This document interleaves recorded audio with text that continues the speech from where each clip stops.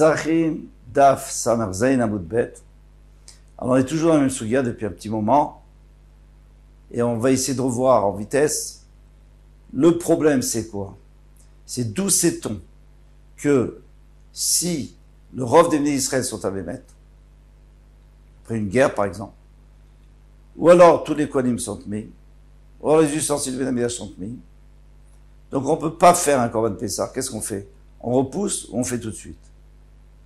Alors, tout le monde est d'accord qu'on fait tout de suite. Betouma, dans la Touma. Mais d'où on apprend, ça c'est un problème entre Rish Lakish et Rabbi Yochanan. Alors, d'après Rabbi Yochanan, il n'y a pas de problème. Parce qu'il y a écrit Ish qui est tamé la nefesh. Un homme qui sera tamé, il doit attendre Pessah Sheni. Sous-entendu, si c'est un tzibour, il le fait tout de suite. C'est clair. Rish Lakish est un peu plus compliqué. Il apporte un autre passouk qui n'a aucun rapport. Et ce passouk qui est écrit, et qui vont renvoyer du Machané, le Metzora, le Zaf, et le Tamé la Nefesh. Pourquoi tu as besoin de dire tout ça? Tu as qu'à dire qu'on renvoie le Tamémet. Et moi je comprends, si déjà le Tamémet tu le renvoies, alors le Zaf et le Metzora, c'est sûr que tu le renvoies, parce que c'est pire. C'est pire, la Touma elle est beaucoup plus forte. Parce qu'elle vient de la personne elle-même, elle ne vient pas de l'extérieur. Donc d'ici on va apprendre, en tout cas Rish Lakish je vais apprendre d'ici. Il n'utilise pas le passouk de Rabbi Yehuda, il va apprendre, pour qu'on t'a mis les trois, c'est pour te dire attention.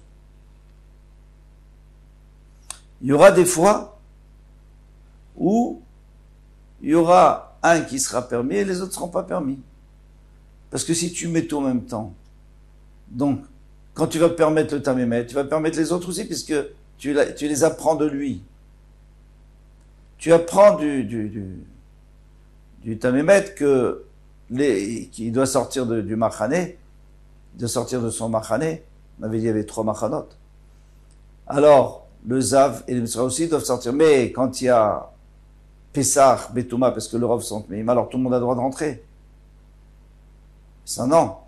C'est pour ça qu'on ne doit pas les mettre ensemble. Il faut les séparer pour qu'ils soient distingués. Tamémet, oui, on peut faire une exception si tout le monde est Tamémet. Mais si tout le monde est Metzora ou tout le monde est Zav, non.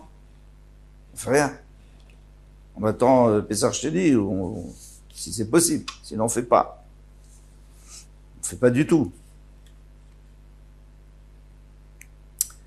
Alors ça, c'était un marloquette pas une marloquette, c'est une façon d'apprendre. Maintenant, on peut commencer notre hamoud. C'est qu'il faut comprendre quelle est la khumra, d'après Rabbi Shimon, quelle est la khumra de l'un sur l'autre. Si tu veux faire un kal vachomer, il faut que un soit pire que l'autre. Il faut que le Metzora soit pire que le Zav et que le Zav soit pire que le Tamémet ou le Sheretz. Ça, on va voir tout de suite. En quoi le Metzora est pire que le Zav? Parce que le Metzora, il doit laisser pousser ses cheveux, il a le droit de les couper. Prima, il doit déchirer ses habits. Asur Betash Misha Habita, il ne peut pas cohabiter avec sa femme. Donc il est bien pire que le Zav. Donc tu peux apprendre du Zav pour le Metzora. Adraba, Zav Chamour. Au contraire, le Zav aussi, il a une Choma Shekel, mais t'avais Mishkav Moshav. Le Zav, on sait que si, par exemple, il s'assoit sur une chaise, il touche pas la chaise parce qu'il y a une couverture entre lui et la chaise, eh bien, il rentamait la chaise, et pas qu'il a rentamé Rishon comme normalement, parce que lui, il est Av. Normalement, un Avatuma rend Rishon. Rishon, Sheni, Shlishi, etc. Ça dépend pour Trouma ou pour Kodesh. Mais en tous les cas, notre Zav, il s'assoit sur une couverture, et la couverture, elle est sur une chaise, ou il se couche sur une couverture, et la couverture, elle est sur le lit. Il rentamait tout ce qu'il y a en dessous de lui. Le lit, tout. Le matelas, tout est rentamé. Avatuma, il est rentamé. Donc, ce lit-là, ou cette chaise, elle peut rentamer un homme, ou des kélim. Par contre, le Metzora, lui, il rentamait juste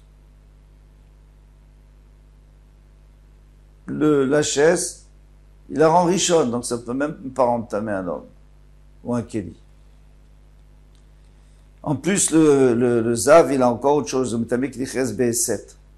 y a une cruche en terre cuite, il la touche même pas, il pousse avec un bâton, elle est mère parce qu'elle a bougé. Pardon. Amarkra, le pasuk a dit Zav, vechol Zav. Le pasuk nous a dit Zav, pourquoi il a dit Kol Zav? Il fallait dire Zav. Le code, c'est pour nous apprendre une halakha, des rabbot Balkiri. C'est pour inclure un Balkiri. Balkiri, c'est alors, le Zav, c'est quelqu'un qui a une maladie, il a des écoulements maladifs. Le Balkiri, il a des écoulements ponctuels. Notamment quand il dort. Alors, maintenant, le Balkiri, il n'y a pas toutes ces khumrot. Quand il s'assoit sur une chaise, elle ne devient pas atmea, s'il la touche pas. Même s'il la touche, elle devient richonne. Et voilà, et si avec un bâton il touche un ustensile, il le pousse, il ne devient pas tamé. Donc, et comme il est comparé aux Zav, donc maintenant je peux apprendre d'ici contre le Metzora, pour le Metzora. Maintenant, il dit au Metzora Chamor mi Baal Keri. Metzora, c'est sûr qu'il est plus grave qu'un Baal Keri, c'est évident. Maï Chumre, qui est moi, on a déjà dit, qu'il doit déchirer ses habits, qu'il doit pas être avec sa femme, etc. Adraba Balkeri Chamour, moi je peux te trouver aussi une Chumra chez Balkeri. Sheken Metame Machou, lui il est tamé même s'il a juste un milligramme de semence qui est sorti, il est déjà tamé. Mais c'est pas comme le Metzora où il faut qu'il ait au moins gris, un poids, la taille d'une pièce de monnaie, de tzarat, s'il a moins que ça, il n'est pas tamé. Ça va là que Rabbi Nathan, il pense que Rabbi Nathan, Rabbi Nathan, Rabbi Nathan, dit, Mishma Vishmel, on va Vishmel, Zav Tzarech Ki Khatimat Pi'ama. Le Zav aussi, c'est pas un milligramme, non, il lui faut qu'il y ait de quoi remplir la sortie de son membre qui fait sortir la semence. Velo Doulo Chachamim. Bon, les Chachamim ne sont pas d'accord avec lui, c'est pas grave, il peut penser comme Rav Nathan. Mais on vite cache les Balkiri et les Zav. Alors, encore une fois, j'ai fait une erreur. Ou alors j'ai pas fait, je sais pas, mais c'est pas le Balkiri, c'est le Zav qui a quand même un shiur. Et ce shiur, on a dit, c'est l'ouverture du Piyama. Eh bien, comme on a comparé le Balkiri au Zav, donc le Balkiri, il aura les mêmes conditions, donc il est pas Chamour. Et c'est le Metzora qui est le plus Chamour. Dilagma, il a dit tout ça, c'est bien beau, parce que toi, tu as dit que Kol Zav, c'est pour nous inclure le Balkiri. Donc tu utilises le mot Kol. Qu'est-ce que tu vas faire maintenant avec Kol Tsaroua? Dans le même passage qui a écrit tous les Tsaroua. Alors Tsaroua, c'est le Metzora, d'accord, mais le Kol, qu'est-ce qu'il vient t'apprendre? Répond la Gemara, et la dit pourquoi? Pourquoi on a mis? La Gemara répond, Aïdé des dirtiv Kol Zav, puisqu'on a écrit Kol Zav. Ketiv Nami Kol Tsaroua.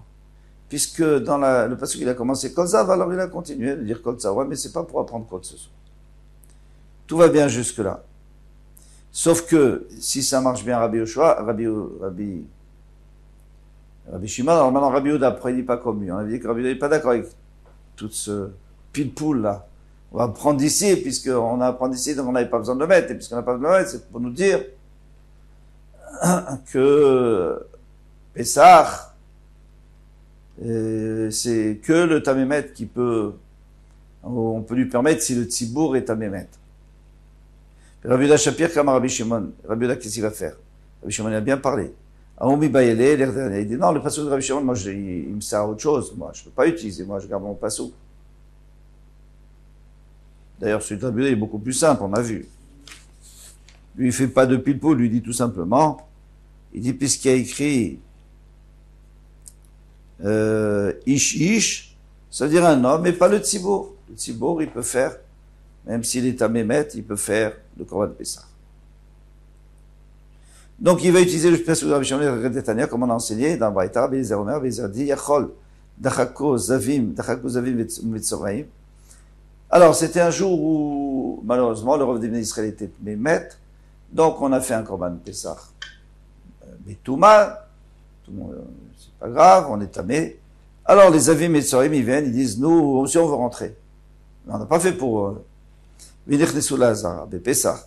Ah bah, Betouma, ils sont rentrés dans la Hazara, un Pessah, qu'on a fait Betouma. Yachol Yehu Chayavim, ils sont Chayavim Karet.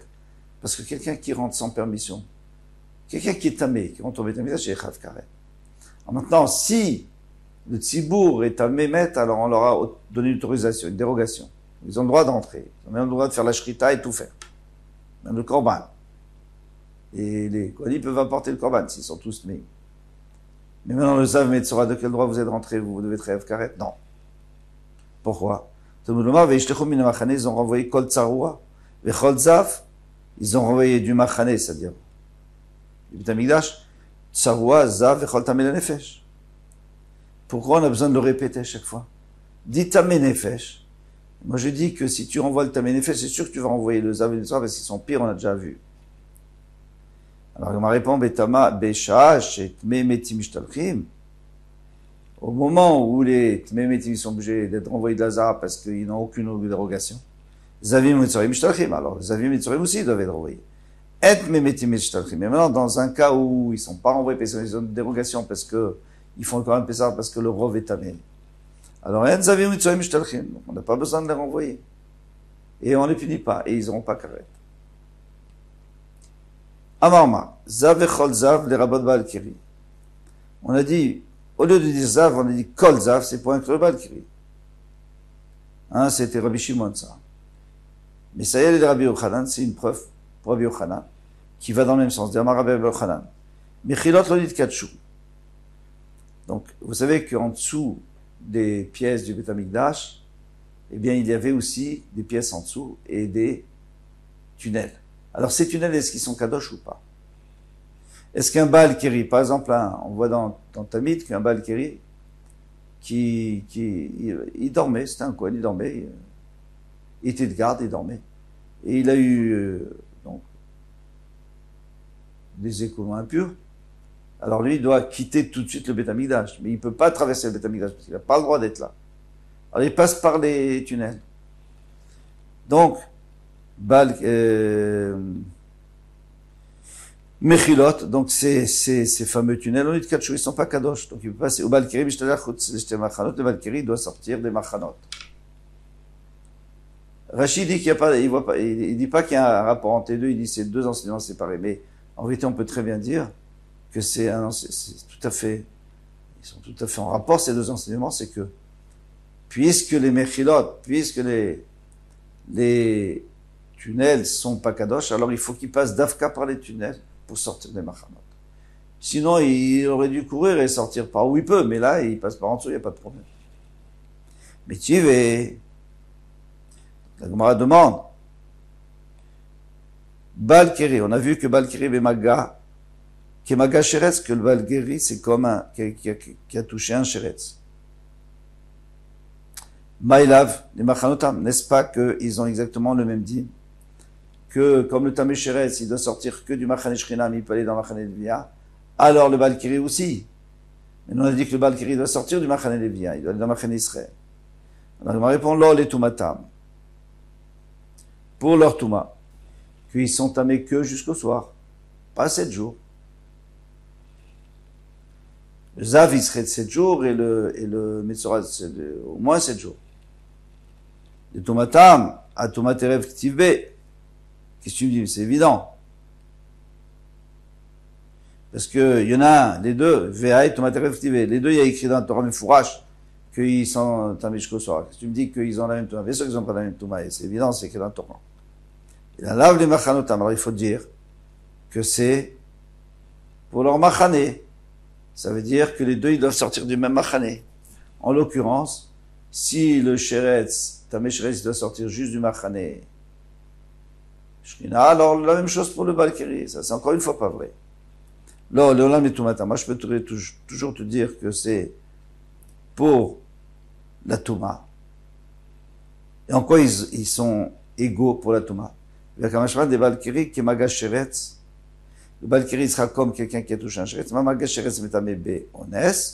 De la même manière que celui qui a touché un Sheretz, il est metame, même si c'est beones, c'est pas de sa faute. Il y a quelqu'un qui lui a jeté un Sheretz mort sur lui, un reptile mort sur lui. C'est un cas de force majeure. Av Baal Keri metame beones. Le Baal Keri aussi, quelqu'un qui a vu donc des écoulements impurs, même si c'est beones parce qu'il dormait et tout, eh bien, il est quand même tamé. Contrairement au Zav, on avait dit que le Zav, il est tamé que si il n'était pas honnête. Mais si c'est un cas de force majeure, par exemple, parce qu'il a trop mangé, trop bu, alors ça s'appelle pas qu'il est Zav, pas tamé. Voilà, je pense qu'on a fait le tour de ce Hamoud. On était parti du Grand Pessar, on est en plein de Touma, mais on a bientôt fini. Kol Touf.